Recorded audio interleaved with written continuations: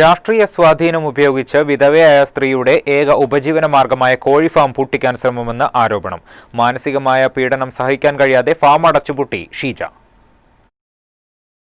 2017 ഷീജയുടെ ഭർത്താവ് എടവക ഒരപ്പ് കൊച്ചുപുരക്കൽ ഷിജു വാഹന അപകടത്തിൽ മരണപ്പെടുന്നത്.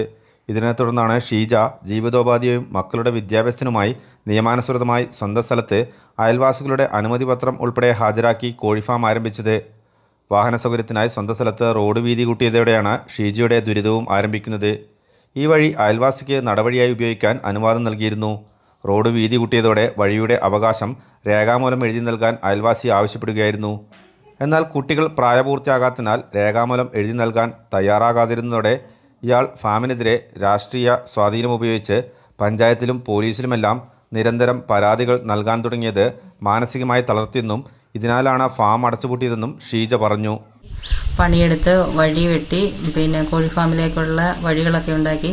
അതിനുശേഷം എൻ്റെ അയൽവാസിയായ പടവൂട്ടിൽ മാത്യു എന്ന് പറഞ്ഞ ആൾക്ക് അതിനകത്ത് അവകാശം വേണമെന്നും പറഞ്ഞ് ഒച്ചപ്പാടും ബഹളമൊക്കെ ആയിട്ട് നമ്മുടെ മുമ്പിൽ വരികയുണ്ടായി.